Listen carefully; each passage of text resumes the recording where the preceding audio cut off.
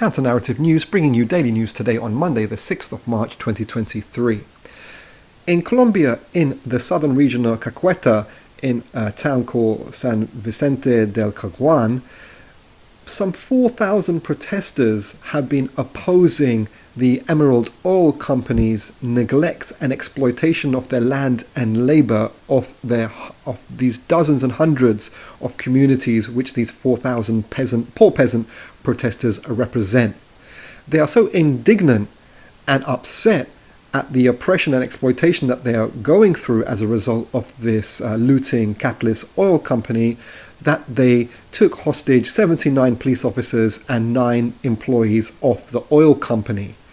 A police officer and one of the protesters have lost their lives in these clashes of protests. In more recent time, the protesters have released all the hostages with the intervention of the Colombian state and Colombia's first left-wing president, President Gustavo Petro. Gustavo Petro, on his account, has been asking the protesters, of course, to release the police officers because he's the leading political head of the Colombian government and state, so he has to do that. The police, on their hand, have been trying to delegitimize the protest by saying that elements of the Revolutionary Socialist Anti-Colonial Armed Movement, the Revolutionary Armed Forces of Colombia, otherwise known as FARC, have infiltrated the protesters. The protesters themselves reject this.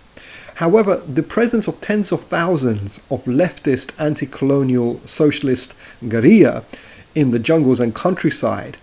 do represent a heightened, intense class struggle in the agricultural and mountainous and rural areas in Colombia, and absolutely do contribute to a more spiked and concentrated and intense class struggle generally of these poor peasant communities. The Revolutionary Armed Forces and the National Liberation Army recruit very much so disproportionately from the poorest elements of the peasantry, including native communities and Afro-Colombian communities as well. And these guerrilla do provide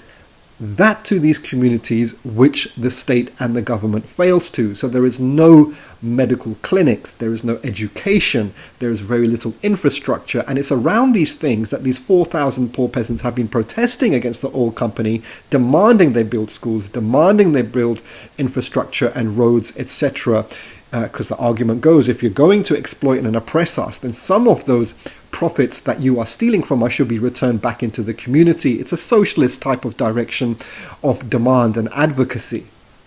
Going forward, this puts the President Petro in a difficult position because on the one hand,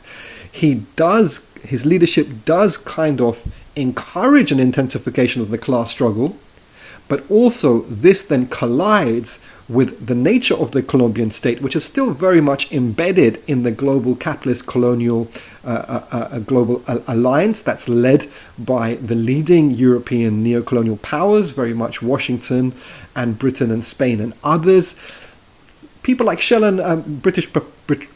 Petroleum, especially in Colombia, have been well known and infamous for their rapacious behavior in alliance and facilitated by the Colombian state and the paramilitaries and the death squads to facilitate the exploitation and oppression and frankly the genocide against the peasant communities in Colombia. So it remains an interesting dynamic and situation as we go forward there. President of Tunisia's frankly white supremacist far-right neo-Nazi comments adopting the Nazi ideology of the so-called and false Great Replacement theory, by which he was arguing that Tunisia is demographically going to fundamentally change by the migration of darker-skinned African migrants, as if that was a bad thing. It's not, it's a good thing. But subsequent to his comments, and very predictably so, it has led to an increase in anti-black racist attacks against African migrants and dark-skinned people in Tunisia. And of course, his comments has helped to increase similar anti-black racism right across these African regions in the north of Africa especially, and in neighboring Libya, where NATO brought to power since the inception of the destabilization there in February 2011, very much so, very vicious, violent, anti-black Death squads and militias are in control of vast swathes of the collapsed state of Libya, so one can only imagine how President Kais Saied's racist comments are also contributing to an increase in anti-black oppression and racism and assaults there. Some of these African migrants in Tunisia have been repatriated back to their home countries, places like Equatorial Guinea and Mali. On the one hand, one can sympathize with the African migrants returning home, many of them after being injured in racist attacks. However, repatriation of migrants does fit into the Nazi agenda adopted by President Kais Saied, that they should be returned to where they belong, quote unquote, that they are somehow naturally don't fit in to these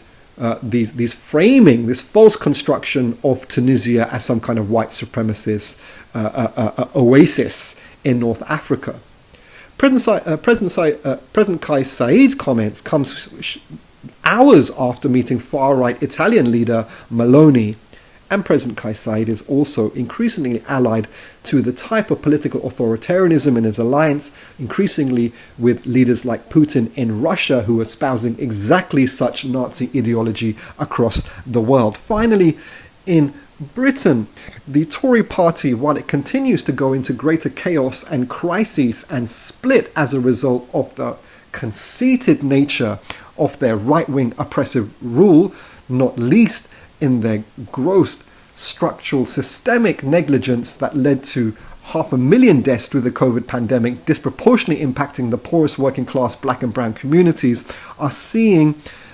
increased crisis on the one hand, with Boris Johnson having to appear in front of a parliamentary committee, and basically he's been exposed as lying to Parliament, which has negative impact to his political career. But also the Tories continue to try and weaponize the issue of migration and asylum seekers to, on the one hand, cover up their scandals and crisis, to deflect away from their own oppression and exploitation, and then to whip up at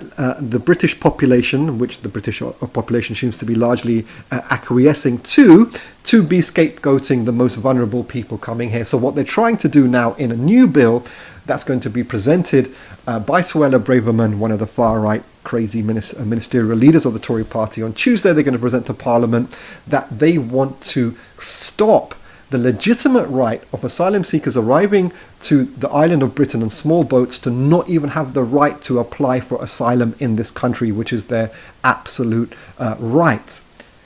What the Tories are doing, they are like with the public sector. They are creating a crisis here then to facilitate